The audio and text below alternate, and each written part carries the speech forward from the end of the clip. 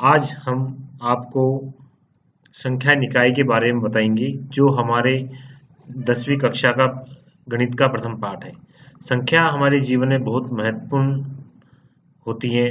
संख्याओं के माध्यम से हम संपत्ति, वस्तुओं, गहनों, बकरियों को हम गिन सकते हैं और उनके विभिन्न समूह बना के अपनी आम जीवन में उपयोगी कार्रवाई कर सकते हैं। तो जैसे संख्याएं क्या होती हैं, टोकरी में कितने सेब रखें, या गोष्ठी के संबोधन करने के लिए कितने वक्ता बुलाए गए हैं। तो संख्याएं बहुत महत्वपूर्ण होती हैं। तो आइए हम देखते हैं कि इस पाठ का उद्देश्य क्या है। संख्या निकाय का विस्तार प्राकृत संख्याओं से वास्तविक, परिमेय तथा अपरिमेय संख्याओं तक कर सकेंगे। विभिन्न प्रकार की संख्याओं की पहचान कर सकेंगे। एक पूर्णांक को एक परिमेय संख्या से के रूप में लिख सकेंगे। एक परिमेय संख्या को एक शांत दशमलव अथवा अशांत आवर्ती दशमलव के रूप में विलोमतः लिख सकेंगे। दो परिमेय संख्याओं के बीच परिमेय संख्या लिख सकेंगे।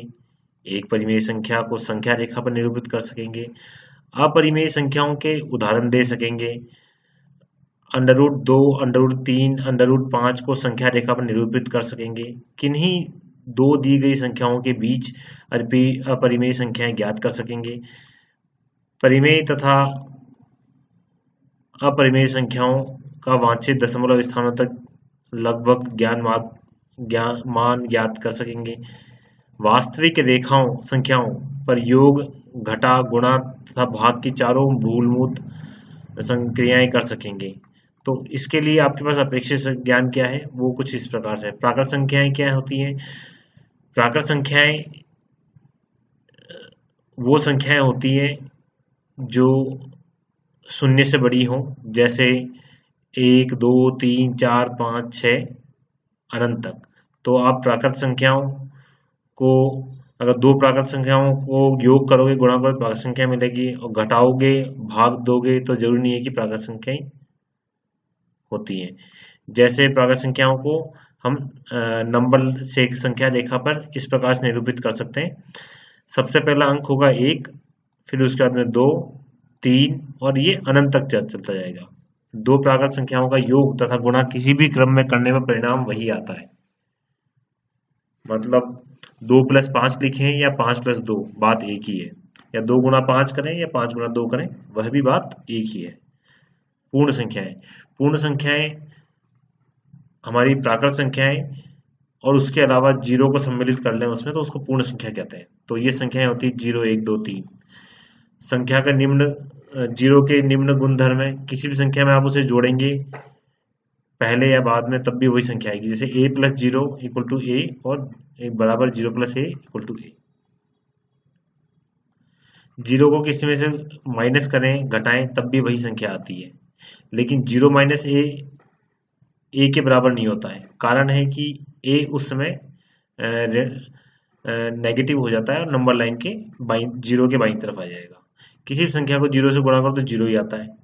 और जिस प्रकार मूलभूत संक्रियाएं की जाती हैं, उस प्रकार पूर्ण संख्याओं की भी की जाती हैं। और पूर्ण संख्याओं को हम संख्या रेखा पर कुछ इस प्रकार से दिखाएंगे, 0 से स्टार्ट होते हुए।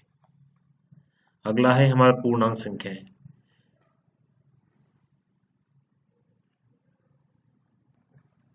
जैसा अभी हमने पढ़ा है कि प्राकृत संख्याएं क्या होती हैं, अब पूर्णांक संख्याएं वो होती हैं जो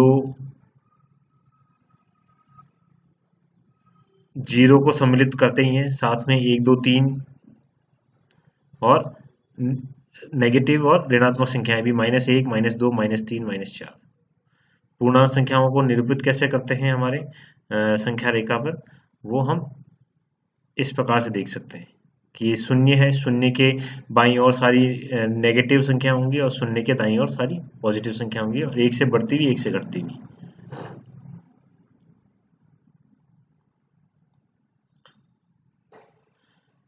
ये हमेशा ध्यान रखिए कि a > b है, तो इसका मतलब होगा कि a हमेशा b के दाईं ओर होगा। जो छोटी संख्या होगी वो संख्या रेखा में बाईं ओर होगी, और जो बड़ी संख्या होगी संख्या रेखा में दाईं ओर होगी।